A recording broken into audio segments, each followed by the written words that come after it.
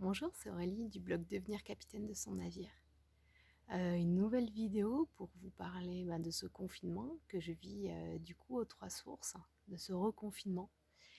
Pour moi, c'est très très différent du premier que j'ai vécu à La Réunion. Je ne sais pas si pour vous c'est très différent, mais moi j'ai travaillé beaucoup pendant le premier confinement.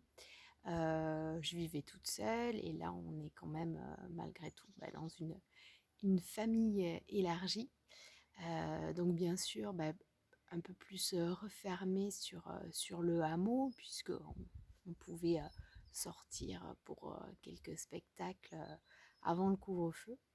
Mais c'est vrai que moi, ça ne change pas beaucoup à mon quotidien.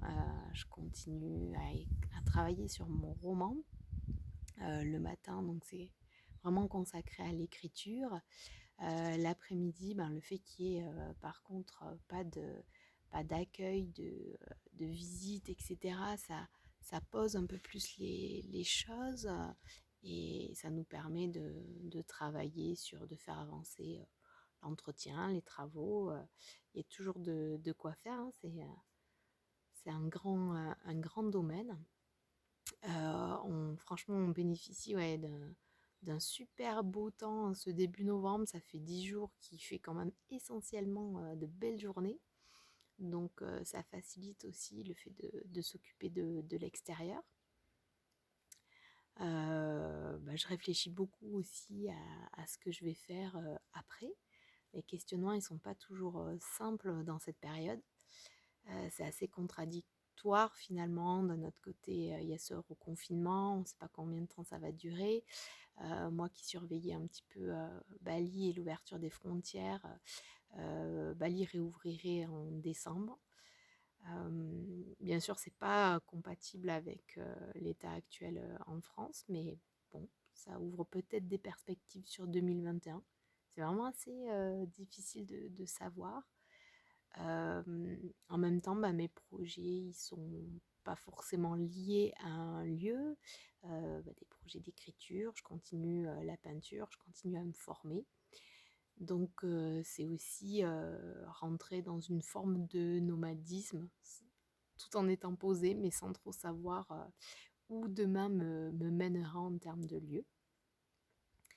En tout cas, c'est riche de vivre cette expérience de confinement dans un lieu comme un éco-village parce que ça amène des perspectives d'avenir. Effectivement, si on est amené à revivre ce type de choses, des confinements, à revivre ce type de crise, même si on n'est pas en totale autonomie, on se sent quand même quelque part plus en sécurité, plus protégé aussi de l'ambiance externe, parce qu'on est proche de la nature et aussi qu'on peut ici répondre à beaucoup de nos besoins, notamment en ayant mis en commun des moyens en fait.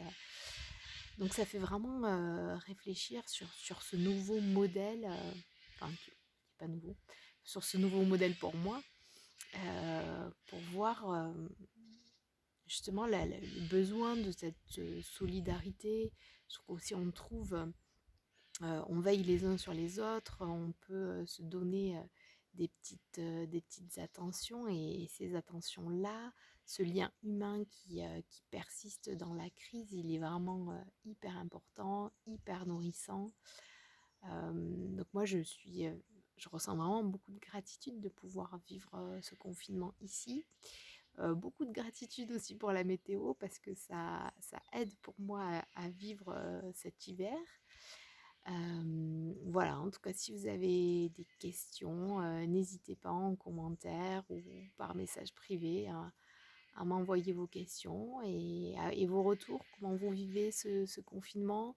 Est-ce que justement cette deuxième vague, elle vient pas vous rappeler aussi peut-être les engagements, les résolutions que vous aviez pris en mars-avril et peut-être qu'il est maintenant le temps de venir les mettre en place ou les intégrer à votre vie? À très bientôt.